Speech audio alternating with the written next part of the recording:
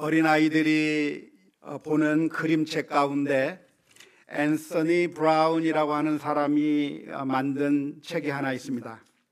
엄청나게 커다란 소원이라고 하는 책인데요. 이런 사람이 지은 동화책이고, 이 주인공들이 고릴라입니까 원숭이입니까? 아무튼 새 아이가 있는 이런 그림책입니다. 이 새 아이가 텔레비전을 보다가 이제 별로 재미가 없어서 텔레비전을 끄려고 하는 순간에 갑자기 요정이 나타나서 아이들에게 말을 거는 겁니다. 내가 너희들에게 세 가지 소원을 들어줄 테니까 무엇이든지 요구를 하라고, 소원을 이야기하라고 말을 합니다. 하지만 이것은 딱 세 가지뿐이고 한번 말하면 다른 것을 할 수가 없으니까 신중하게 생각해서 잘 말하라고 하는 이야기를 듣게 됐습니다. 그러자 아이들이 너무나도 신이 났어요. 소원을 이야기해서 가장 좋은 것을 얻고 싶은 그런 소망 가운데서 무엇을 달라고 말할까, 무엇을 요구할까 그렇게 생각하다가 함부로 말하지 말고 신중하게 정말 좋은 것을 말해야 되겠다고 그렇게 결심하고 있었습니다. 그런데 한 아이가 배가 고파서 냉장고 문을 열었는데 먹을 게 별로 없는 거예요. 그러니까 속으로 생각을 한 거죠. 좀 바나나 큰 거 하나 있으면 좋겠다라고 말을 했더니 자신들의 눈앞에 커다란 바나나가 딱 나타난 겁니다. 그것을 본 아이들이 깜짝 놀랐어요. 네가 소원 하나를 써버렸잖아. 그 소중한 소원을 왜 이런 데다 써버리는 거야 하면서 화가 나기 시작했습니다. 그러자 다른 아이가 그것을 보고 너무 화가 난 나머지 말을 해버렸어요. 그놈의 바나나 네 코에 붙어버렸으면 좋겠다. 그러자 갑자기 그 바나나가 그 아이의 코에 달리게 된 거죠. 그래서 다른 아이들이 그 바나나를 띄기 위해서 막 띄려고 하는데 큰일 났다, 띄려고 하는데 뛸 수가 없는 겁니다. 그러자 마지막 아이가 이야기를 했어요. 저 바나나가 떨어졌으면 좋겠다고 해서 결국 그 세 가지 소원을 그냥 써버리고 말았다고 하는 동화입니다. 그림 형제가 지은 세 가지 소원이라고 하는 그 동화에 착안해서 만들었던 동화인데요. 재미있고 또한 여러 가지 생각을 하게 만드는 그런 그림책이 아닐까 싶습니다. 만약 하나님께서 여러분들에게 나타나셔서 이런 비슷한 말씀을 하신다고 한다면 여러분은 무엇을 달라고 말하고 싶습니까? 소원 하나만 들어주겠다고 말하면 여러분들은 어떤 소원을 하나님께 말하고 싶습니까? 복권 당첨하게 해달라고 말할까요? 아니면 우리 아이가 좋은 대학 가게 해달라고 말할까요? 아니면 지금 내가 겪고 있는 여러 가지 건강의 문제 좀 해결 좀 해달라고 그렇게 말하고 싶습니까? 오늘 우리가 읽은 열왕기상 3장에 보면 솔로몬이라고 하는 왕이 하나님을 만나게 되고 하나님께서 네가 무엇이든지 구하면 내가 응답해 주겠다고 하는 이야기를 듣고 솔로몬이 지혜를 구한 이야기가 오늘 성경 말씀 가운데 기록되어 있습니다. 솔로몬은 왕이 된 다음에 하나님 앞에 번제를 드렸는데요, 일천 번제를 드렸습니다. 일천 번제라고 하는 것은 1000마리의 양을 잡아서 하나님 앞에 번제로 드리는 것이라고 할 수가 있겠는데요, 왜 솔로몬은 하나님께 일천 번제를 드렸을까요? 그것은 율법에 일천 번제를 반드시 드리라고 써 있기 때문이 아니었습니다. 율법에는 그런 말이 기록되어 있지 않죠. 그저 한 마리만 드리면 되는 것인데 왜 솔로몬은 1000마리의 양을 잡아서 하나님 앞에 번제를 드렸을까요? 그것은 하나님의 은혜가 너무나도 크고 너무나도 감사하기 때문이었을 것입니다. 우리가 열왕기상 앞에 1장과 2장의 이야기를 읽어보면 솔로몬은 사실 왕이 되기보다는 죽임을 당할 뻔한 상황에 있었다고 하는 것을 너무나도 잘 압니다. 다윗이 이제 늙어서 죽게 되었던 그 상황에 솔로몬의 배다른 형인 아도니아가 자기가 왕이 되겠다고 그렇게 모의를 해서 왕이 되었다고 선포해 버린 것이죠. 그래서 만일 그 아도니아의 계획이 성공한다면 솔로몬은 죽임을 당할 수밖에 없는 그런 처지에 놓이게 될 겁니다. 다윗이 그를 두 번째 왕으로, 자신의 뒤를 이은 세 번째 왕으로 삼겠다고 했으니까 이 솔로몬은 눈에 가시일 것이고 결국 아도니아가 왕이 되면 솔로몬은 죽을 수밖에 없는 목숨이었던 것이죠. 하지만 우리가 잘 아는 대로 어떻게 됐습니까? 아도니아의 그 반역은 실패로 돌아가 버리고 나단이 나타나서, 그리고 그의 어머니 밧세바가 나타나서 다윗이 결국 뒤집어 버려서 결국 솔로몬이라고 하는 사람이 왕좌의 위치에 올라가게 된 그야말로 반전의 드라마. 아마 이 이야기를 드라마로 만든다고 하면 정말 흥미롭고 재미있는 드라마가 될 수 있을 정도로 정말 반전의 드라마가 펼쳐진 것이 바로 솔로몬의 인생이었던 것이죠. 어쩌면 우리 한국 대표 축구 선수팀과 같아요. 90분 내내 지고 있다가 90분이 넘어서 동점골을 터뜨리거나 역전골을 터뜨려서 이기게 되는 그런 축구 경기처럼, 드라마틱한 그런 축구 경기처럼 솔로몬은 죽을 뻔했던 인생이었는데 결국 하나님께서 은혜로 그를 살리셨을 뿐만 아니라 이스라엘의 왕으로 올라가게 되었다고 하는 그 사실을 생각해 볼 때 솔로몬은 감사하는 마음으로 하나님 앞에 번제를 드린 겁니다. 어쩌면 이게 바로 예배의 본질이 아닐까 싶어요. 예배의 본질이 무엇입니까? 감사로 하나님 앞에 나아가는 거죠. 왜 우리가 하나님 앞에 예배드려 나왔는가? 왜 우리가 하나님 앞에 헌신하는가? 그것은 하나님의 은혜 때문인 것이죠. 하나님의 은혜 때문에 우리가 살아가고 있다고 하는 사실을 생각하면 하나님 앞에 감사로 나아갈 수 있는 것입니다. 이 솔로몬 왕이 하나님 앞에 번제를 드린 그날 밤 하나님께서 꿈에 솔로몬에게 나타나셨습니다. 그리고 솔로몬에게 무엇이든지 구하라고 말씀하신 것이죠. 놀랍게도 그때 솔로몬은 지혜를 달라고 하나님께 기도했습니다.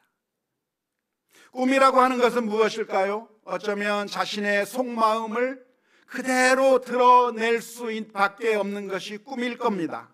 아마 우리가 맨정신이었다고 한다면 위선을 떨 수도 있겠고 거짓말할 수도 있겠고 우리의 속마음과는 다른 말을 할 수 있지만 어쩌면 꿈이라고 하는 곳에서는 우리의 속마음이 그대로 드러날 수밖에 없는 것이 꿈이라고 할 수 있을 텐데 솔로몬은 하나님께서 네가 무엇을 원하느냐고 했을 때 솔로몬의 마음속 깊은 곳에 있는 간절한 마음, 지혜를 달라고 하는 그 기도를 하나님 앞에 했던 것이고 놀랍게도 하나님께서는 그에게 지혜뿐만 아니라 부귀와 영광까지 주셨다고 하는 이야기입니다.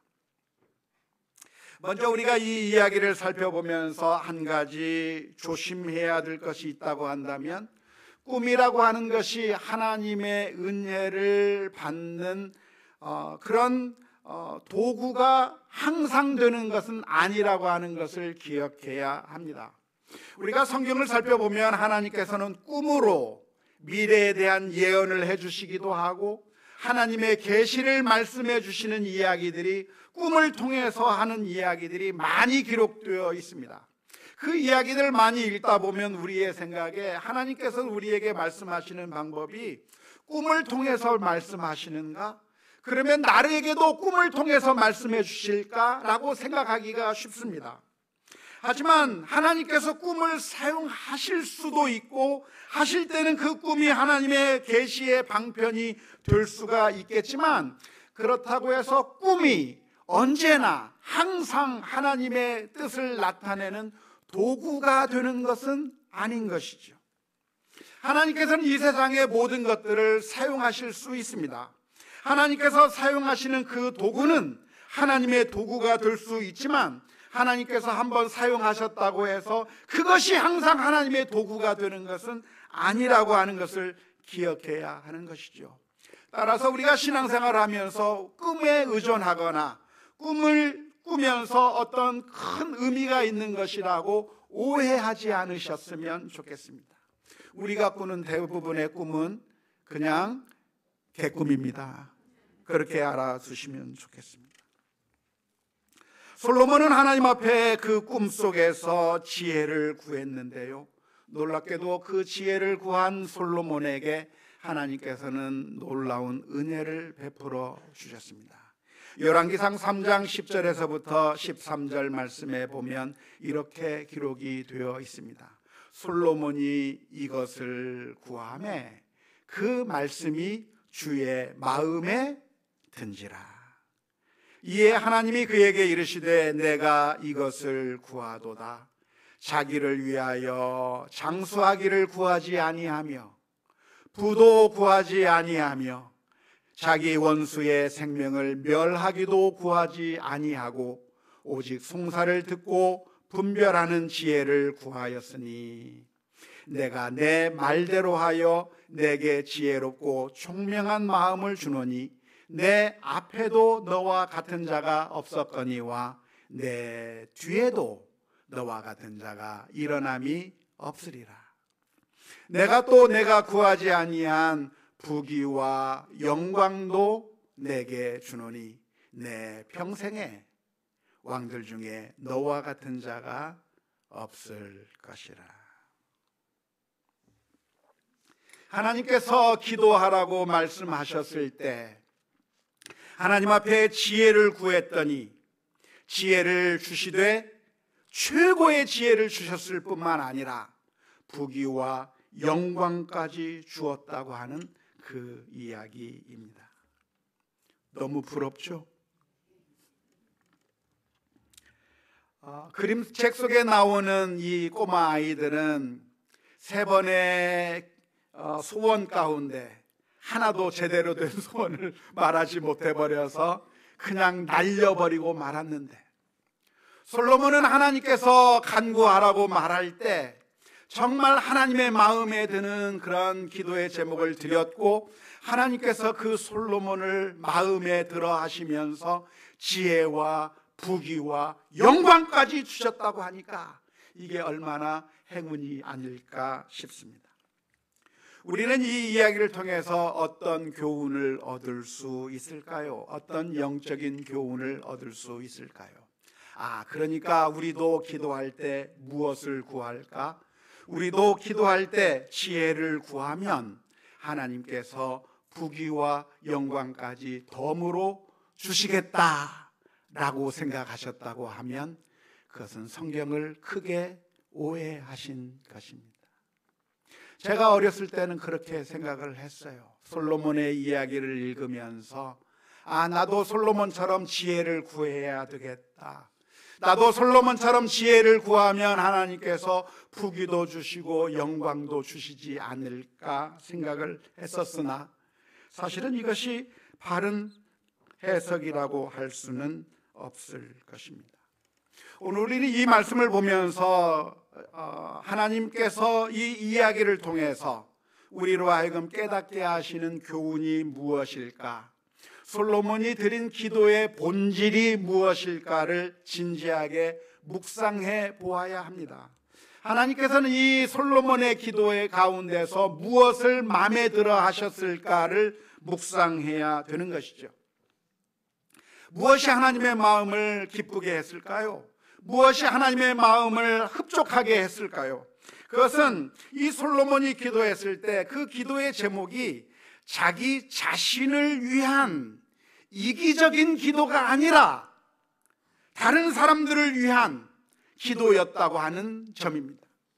솔로몬의 기도가 어떤 기도였는가? 자신의 욕심을 위한 기도가 아니라 하나님의 나라와 하나님의 의를 구하는 기도였다고 하는 점이 솔로몬 기도의 차이점이라고 할 수가 있겠습니다. 솔로몬이 하나님 앞에 지혜를 달라고 한 것은 하나님, 저에게 지혜를 주세요. 하나님, 제 IQ가 뛰어나게 해주세요. 그래서 똑똑해지고 현명해지고 세계 최고의 박사가 되게 해주시고 세계 최고의 똑똑한 사람이 되어서 가장 현명한 사람이 되어서 내가 성공할 수 있고 내가 최고의 사람이 될 수 있도록 저를 지혜롭게 만들어 주세요라고 기도한 게 아닙니다. 솔로몬이 지혜를 달라고 기도한 이유가 있는데, 어떨 때 필요한 지혜를 구한 것이냐? 그것은 내가 재판하게 될 일이 있을 텐데, 재판을 하게 되었을 때 선과 악을 잘 분별하고 억울한 것과 억울하지 아니한 것을 잘 분별해서 지혜롭게 판단할 수 있는 지혜를 달라고 간구했다고 하는 점을 눈여겨보아야 합니다. 당시 왕은 판사와 같은 역할까지 했어요. 그 당시에 백성들 가운데 여러 가지 문제가 있으면 왕에게 나아가는 겁니다. 왕에게 나가서 우리들 사이에 이런 분쟁이 있습니다. 이런 억울한 일이 있습니다. 이런 억울한 일이 있는데 이 문제를 지혜롭게 해결해 달라고 왕 앞에 나아가면 왕이 그 문제를 가지고 해결해 주는 거죠. 판결을 내리는 거죠. 그런데 왕이 지혜로워서 그 판결을 잘 해준다면 모든 사람들이 행복할 거예요. 그러면 그 사회는 정말 하나님의 공의가 이루어지는 사회가 될 거예요. 정말 좋은 나라가 될 것이죠. 하지만 만일 그 왕이 판결을 잘못 내리면 어떻게 되나요? 왕이 엉뚱한 판결을 내려버리면 어떻게 되나요? 공평하지 못한 판결을 내리면 어떻게 되나요? 백성이 고통을 당하는 거죠. 내가 잘못 판단해버리면 억울한 사람이 생기는 것이고 고통을 당하는 사람들이 생겨나게 되는 겁니다. 억울한 문제를 해결해 주지 못하는 그런 무능한 재판장이 되어버리는 것이죠. 어쩌면 우리가 이 세상을 살아가면서 그런 일들을 많이 경험하게 됩니다. 이 세상의 문제를 결정하는 사람들이 있고요, 어떤 일들을 판결하는 사람들이 있는데 그 사람들이 정의롭게 공의롭게 판단한다면 모두의 마음이 속 시원하겠지만, 그러나 잘못된 판결을 내리게 된다고 하면 그것을 바라보는 사람들의 마음 가운데 불편함이 있을 수밖에 없는 것이죠. 그런 예가 우리가 흔히 어디서 볼 수 있습니까? 축구 심판에게서 보는 거예요.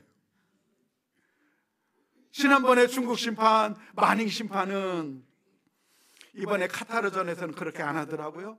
그런데 우리 한국전 심판을 보는데 우리 선수가 조금만이라도 잘못하면 바로 옐로우 카드를 뽑아드는데, 상대편 선수는 그거보다 더 심한 짓을 해도 아무렇지도 않고 파울도 부리지 않고 아무런 카드도 내보내지 않고 편파적인 판정을 해버리는 겁니다. 그것을 보면서 마음속에 불만이 일어나고 정말 화가 일어나게끔 그런 만드는 일들을 해버리고 마는 것이죠. 그런데 이게 축구 경기에서만 일어나는 일이겠습니까? 우리들의 삶의 모든 부분들 이곳저곳에 그런 역할들을 해야 되는 사람들이 많이 있는데, 그 사람들이 자신의 역할을 잘 감당하지 못하고 잘못된 일을 하고 잘못된 행정을 하고 잘못된 결정을 내리게 된다고 한다면 그 주변에 있는 사람들이 너무나도 큰 고통과 아픔을 겪을 수밖에 없는 것이죠. 솔로몬은 어린 나이에 왕의 자리에 올라가게 된 겁니다. 아직 인생의 경험도 없는 이 솔로몬이 왕이라고 하는 그 높은 자리에 올라가서, 그리고 이스라엘 민족, 한 민족을 자신이 판결하고 다스리고 결정해야 되는 이 상황 가운데서 솔로몬은 자신이 부족하다고 하는 것을 알았어요. 자신이 공부를 많이 했지만 왕의 아들로서, 왕자로서 최고의 학문을 했겠지만 그럼에도 불구하고 자신이 연약하고 부족하기 때문에 자신이 올라가게 될 그 왕자에서 자신이 행해야 될 그 책임감의 무게를 견디기 어려워서 하나님 앞에 무릎을 꿇은 겁니다. 하나님, 제가 왕위에 올라가게 되었는데 저는 아직 어린 아이에 불과합니다. 저는 제대로 판단할 능력이 없습니다. 하나님, 그래서 우리 백성들이 고통을 받게 할 수는 없으니 하나님 지혜를 주셔서 잘 판결할 수 있는 지혜를 저에게 주시옵소서. 그런 기도를 하게 된 것이고, 그 기도는 나를 위한 기도라기보다는 사실은 백성을 위한 기도였던 것입니다. 놀랍게도 하나님께서는 그 솔로몬의 마음속에 있는 그 순수하고 백성을 사랑하고 겸손한 그 솔로몬의 마음을 보셨고 기뻐하셨으며, 솔로몬에게 필요한 지혜뿐만이 아니라 부귀와 영광까지 주셨다고 하는 것입니다. 오늘 우리는 이 이야기를 읽으면서 어떤 영적인 교훈을 얻을 수 있겠습니까? 그것은 우리가 무엇을 기도해야 할까입니다. 오늘 우리는 하나님 앞에 나아가서 기도하게 되겠는데 무엇을 기도할까? 마태복음 6장 33절 말씀에서 예수님께서는 이렇게 말씀해 주셨습니다. 그런즉 너희는 먼저 무엇과? 그의 나라와 그의 의를 구하라. 그리하면 이 모든 것을 너희에게 더하시리라. 어떻게 하면 내가 다른 사람들을 유익하게 할 수 있을까? 어떻게 하면 사람들이 행복하게 지내게 만들 수 있을까? 어떻게 하면 사랑을 더 많이 표현할 수 있을까? 어떻게 하면 수많은 사람들을 더 좋게 만들 수 있을까? 이런 고민 가운데서 기도해야 되는 것이죠. 왜냐하면 우리 모두에게는 하나님께서 주신 사명이 있습니다. 솔로몬만 왕이 아니라 우리 모두가 다 왕이에요. 우리 모두에게 우리의 영역이 있고 우리의 백성들이 있는 것이죠. 솔로몬에게는 이스라엘 백성이라고 하는 그 백성들이 있었고, 이스라엘 땅이라고 하는 이스라엘 땅이 있었습니다. 그런데 우리들에게도 우리의 백성이 있고 우리의 영역들이 있는 거예요. 부모님이라고 한다면 자녀들이 우리의 백성인 것이죠. 자녀들이 우리의 영역인 거예요. 뿐만 아니라 왕이라고 하면 백성들이 그 영역일 것이고, 교사라고 한다면 학생들이 자신이 데리고 있는 영역이고 백성들이라고 할 수 있을 거라고 할 수 있을 겁니다. 내가 만일 길을 걸어가고 있는 사마리아인이라고 한다면 사마리아인이 만난 그 강도는 내가 다스려야 되고 내가 돌봐줘야 될 백성이 되는 것이죠. 그런 백성 앞에서 하나님, 내가 무엇을 기도할 수 있습니까? 우리 모두에게 사명이 있는데 내가 가진 그 사명을 내가 신실하게 잘 감당하면 많은 사람들이 행복하고 유익하게 될 수 있는데, 내가 사울과 같은 왕이 되어버리거나 내가 아사악한 왕이 되어버린다고 한다면 내 주변에 있는 사람들이 고통을 당하게 될 텐데, 하나님 제게 지혜를 주셔서 이 내게 주신 그 사명을 잘 감당할 수 있는 은혜를 더하여 주시옵소서. 지혜를 주시옵소서. 능력을 더하여 주옵소서. 나를 위한 기도가 아니라 우리 이웃들을 위한 사랑의 기도요, 헌신의 기도가 바로 솔로몬의 기도였다고 하는 점을 바라보아야 할 줄로 믿습니다. 야고보서 4장 2절에서 3절 말씀에 보면 이런 말씀이 기록되어 있습니다. 너희는 욕심을 내어도 얻지 못하여 살인하며 시기하여도 능히 취하지 못함으로 다투고 싸우는도다. 너희가 얻지 못함은 구하지 아니하기 때문이요, 구하여도 받지 못함은 정욕으로 쓰려고 잘못 구하기 때문이라. 나의 욕망을 위하여, 나의 이기적인 목적을 위하여 정욕으로 기도하는 그 기도의 제목을 하나님께서는 듣지 않으신다는 말입니다.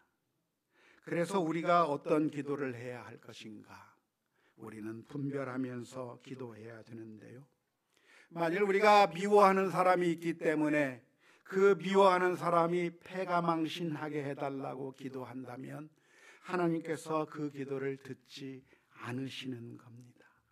내가 성공해서 보란듯이 내가 뻐기고 싶고 보란듯이 사람들에게 자랑하고 싶고 내가 세계 최고가 되어서 그래서 내가 떵떵거리며 살겠다고 하는 그런 기도를 하나님께서 듣지 않으신다는 거예요. 정욕으로 사용하고자 하는 그 기도를 하나님께서 외면하신다는 말씀입니다. 하나님께서 왜 그런 기도를 듣지 아니하실까요? 왜 정욕으로 쓰려고 하는 그 기도를 하나님께서는 외면하시는 것일까요? 그것은 하나님이 우리를 사랑하시기 때문입니다.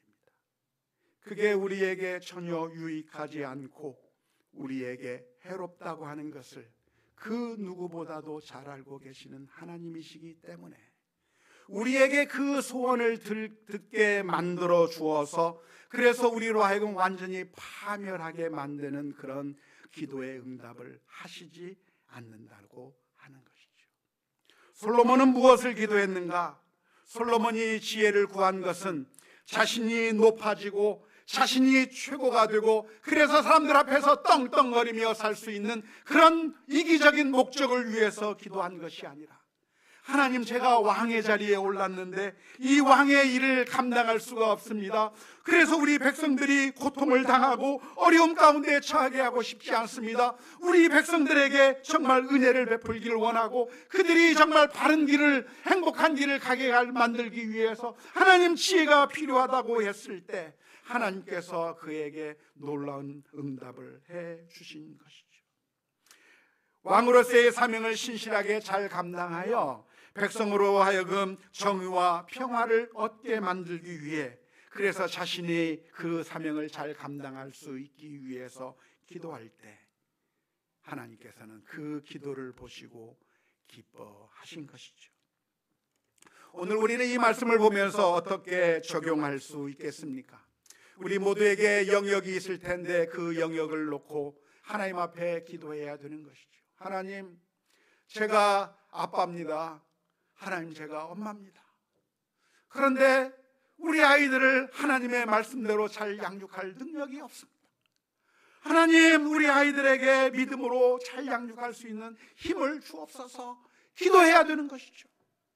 만약 우리가 선생님이라고 한다면 우리 반아이들을 놓고 기도해야 되는 것이죠. 한 아이도 낙오하지 않고 이 아이들이 정말 행복하게 성장할 수 있게 위해서 어떻게 하면 제가 이 아이들을 잘 돌보아 줄 수 있습니까? 그것을 하나님 앞에 기도하며 엎드려야 되는 것이죠. 내가 만일 식당 주인이라고 한다면 하나님, 이 식당을 찾는 손님들이 가족들이 와서 행복하게 시간을 보내어서 그 가족들이 행복하고 회복될 수 있는 그런 도구가 되게 해 주옵소서. 주여, 나를 평화의 도구가 되게 하여 주옵소서. 은혜의 도구가 되게 해 주옵소서. 기도하며 나가야 되는 것입니다. 의사라고 한다면 하나님, 내가 치료하는 그 환자가 건강하게 되어서 정말 행복한 삶을 살 수 있도록 의료로 잘 치유할 수 있게 해달라고 기도해야 되는 것이죠. 우리가 가지고 있는 그 영역 가운데서 하나님은 다 우리를 왕으로 세워주셨는데 그 왕의 사명을 잘 감당하기 위해서 기도해야 될 줄로 믿습니다. 목회자인 저는 우리 교회를 위해서 무엇을 기도할 수 있을까요? 이 말씀을 묵상하면서 생각해 봤습니다. 하나님, 내가 하나님 앞에 무엇을 위하여 기도해야 됩니까? 우리 교회가 전주 지역에서 제일 큰 교회가 되고 그래서 사람들 앞에서 떵떵거리고 교회 이름만 되면 누군지 알 수 있는 그런 어마어마한 큰 교회가 되게 해달라고 그렇게 기도하기보다는 하나님, 저의 부족한 섬김으로 인하여 한 영혼 한 영혼이 살아날 수 있게 해 주옵소서. 잘못된 믿음의 길에서부터 돌아와서 바른 믿음의 길을 걸어갈 수 있게 해 주옵소서. 헛된 우상을 버리고 참되신 하나님을 바라볼 수 있는 그 섬김이 되게 해 주옵소서. 우리 성도들의 삶 가운데 사랑이 넘치고 용서가 넘치고 헌신의 삶을 살 수 있게 해 주옵소서. 절망 가운데 있는 자들 가운데 소망을 바라볼 수 있도록 하나님 함께해 주옵소서. 그래서 정말 섬기는 그 사역을 통해서 정말 수많은 사람들이 하나님의 말씀 앞으로 돌아올 수 있는 능력이 있게 해 주옵소서. 기도해야 할 것입니다. 오늘 우리가 기도하는 그 기도의 제목들을 우리가 고민해 보아야 할 것입니다. 물론 오해하지 마십시오. 그러니까 나 자신을 위한 기도가 의미 없거나 전혀 해서는 안 되는 기도의 제목이라고 말씀드리는 것은 아닙니다. 예수님께서는 우리를 향해서 기도를 가르쳐 주실 때 뜻이 하늘에서 이루어진 것처럼 땅에서도 이루어지기를 위하여 기도하라고 가르치셨을 뿐만 아니라 우리들에게 우리에게 일용할 양식을 달라고 그렇게 기도하라고 가르쳐 주셨기 때문입니다. 일용할 양식을 구한다고 하는 것은 그러니까 우리의 모든 필요를 위한 기도라고 할 수가 있겠는데요. 병에 든 분이 있다고 한다면 병에서부터 낫기를 위해서 기도하는 것이 가능할 것이고, 또한 학생들이라고 한다면 좋은 대학에 합격하는 것을 위해서 기도하는 것도 가능할 것이고, 무엇인가 열심히 일을 하고 있다고 한다면 그것이 성공하기 위해서 기도하는 것도 가능할 것이고, 고통 가운데 있다면 그 고통에서 벗어날 수 있게 해달라고 기도하는 것도 가능할 것입니다. 그래서 히스기야 왕은 자신의 생명을 연장시켜 달라고 기도한 바 있고, 바울도 고통 가운데서 건져주시기를 위해서 기도한 바 있고, 모든 성도들이 하나님 앞에 자신들의 필요를 놓고 기도했던 것이죠. 이번에 축구 선수들 보니까 크리스찬들이 참 많아요. 조현우 선수도 그렇고, 그러면서 아시안 게임을 하면서 아마 우승하게 해달라고 기도했을 것 같은데, 그런 기도 하지 말라는 것이 아니라 충분히 할 수 있는 기도가 될 것입니다. 하지만 무엇보다도 하나님께서 기뻐하시는 기도가 무엇인가? 그것은 우리의 하나님께서 기뻐하시는 기도의 제목이 있다고 한다면 나의 정욕을 위해서, 이기적인 목적을 위해서가 아니라 하나님의 뜻을 위한 기도라고 하는 것을 기억할 수 있기를 주님의 이름으로 축원합니다. 솔로몬에게 어느 날 하나님께서 나타나셔서 내게 구하라, 그리하면 내가 내게 무엇을 줄고 너는 구하라 라고 말씀하신 이 말씀을 보면서 우리들에게도 하나님께서 나타나셔서 이런 말씀을 해주시면 좋겠다고 생각하십니까?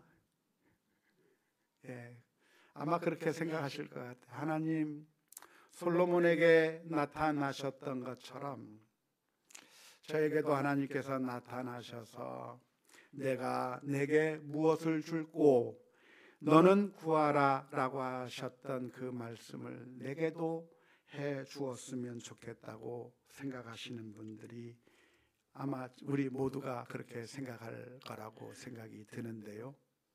그런데요, 이미 하나님께서 그렇게 말씀하셨어요. 마태복음 7장 7절에서부터 8절 말씀에 구하라 그리하면 너희에게 주실 것이요, 찾으라 그러하면 찾아낼 것이요, 문을 두드리라 그리하면 너희에게 열릴 것이니 구하는 이마다 받을 것이요, 찾는 이는 찾아낼 것이요, 두드리는 이에게는 열릴 것이니라 말씀해 주셨습니다.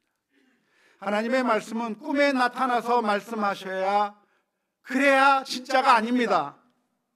어떤 우리의 신비한 상황 가운데서 흥분된 상태에서 갑자기 초자연적으로 하나님이 나타나셔서 말씀하셔야만 그게 하나님의 말씀이 되는 게 아니라 이미 하나님의 말씀 가운데 저와 여러분들을 향해서 말씀해 주셨어요.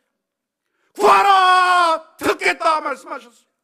내게 무엇을 줄고 너희는 구하라 하고 말씀해 주신 것이죠. 그래서 우리가 다른 은혜를 구할 것이 아니라 하나님께서 갑자기 꿈에 나타나고 신비한 어떠한 모습으로 나타날 것을 기대할 것이 아니라 이미 우리를 향해서 내가 내게 무엇을 줄고 너는 구하라고 말씀하신 줄 믿고 구할 수 있기를 주님의 이름으로 축원합니다. 그게 기억이 안 난다면 앞에 써놓으세요. 너는 내가 내게 무엇을 줄고 너는 구하라. 이미 우리에게 해주신 하나님의 말씀인 것이죠. 그래서 우리가 항상 구해야 되는 것인데 이 하나님의 말씀을 기억하면서 주님 앞에 나아가야 합니다. 하나님은 어떤 하나님이십니까? 하나님은 그림책에 나오는 요정과는 다른 하나님입니다.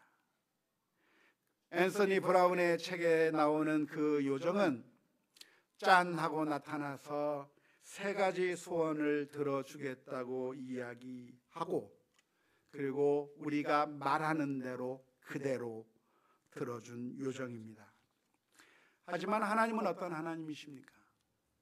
하나님은 기계적으로 반응하는 하나님이 아니에요. 요정은 실수로 바나나 있으면 좋겠다고 하면 바나나 내놓고, 그게 코에 붙었으면 좋겠다고 하면 코에 붙고, 그냥 말하는 대로, 그것이 우리에게 좋은지 나쁜지 상관하지 않고 그냥 말하는 대로 기계적으로 반응하는 것이 요정이라고 한다면, 하나님은 어떤 하나님이신가? 그런 기계적으로 반응하는 하나님이 아니라 우리를 사랑하시는 하나님이에요. 우리를 사랑하시는 하나님이시기 때문에 우리에게 무엇이 좋고 나쁜 것인지 아시고 가장 좋은 것으로 응답해 주시는 하나님이십니다. 뿐만 아니라 요정은 세계의 소원 이야기하라고 해놓고 세계 지나가 버리니까 끝! 더 이상 기회가 없어버리는 요정이지만, 하나님은 우리 엄마와 같아요. 우리 아빠와 같아요. 항상 이야기하면 언제나 들으시고 언제나 가장 좋은 것으로, 더 좋은 것으로 들려주시기 원하시는 그 하나님이 우리의 하나님이라고 하는 사실을 기억하고 하나님 앞에 기도하며 나아가야 될 줄로 믿습니다. 로마서 8장 32절의 말씀에 자기 아들을 아끼지 아니하시고 우리 모든 사람을 위하여 내주신 이가 어찌 그 아들과 함께 모든 것을 우리에게 주시지 아니하겠느냐. 이미 하나님께서는 이 세상에서 가장 소중한 것을 우리에게 아끼지 아니하시고 주셨습니다. 하나밖에 없는 아들을, 눈에 넣어도 아프지 않는 그 아들을 우리 위에, 십자가 위에 내어주신 것이죠. 그 하나님께서 우리의 기도를 들으시고 응답해 주시기를 기다리고 계십니다. 기도는 공식이 아니에요. 오늘 우리가 이 열왕기상의 말씀을 읽으면서 마치 수학 공식을 찾듯이 기도의 공식을 찾으려고 했다고 한다면 그것은 잘못 생각하신 것입니다. 솔로몬처럼 지혜를 구하면, 그러면 부귀와 영광까지 자동으로 따라오는, 그러니까 기도의 비결이 지혜를 구하는 거라고 수학 공식처럼 생각하셨다고 한다면 잘못 생각하신 겁니다. 기도는 수학의 공식이 아니라 하나님께서 어떠한 것을 주실지는 모르겠지만 기도는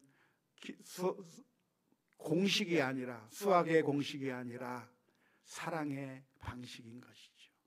하나님 앞에 나아가는 것이고 하나님의 품 안에 안기는 것입니다. 그 품 안에 들어가서 하나님과의 깊은 교제가 있고 하나님이 정말 우리를 사랑하시는 아버지라고 하는 그 사실을 우리가 발견하며 믿음으로 승리하는 우리 모두가 다 될 수 있기를 주님의 이름으로 축원합니다.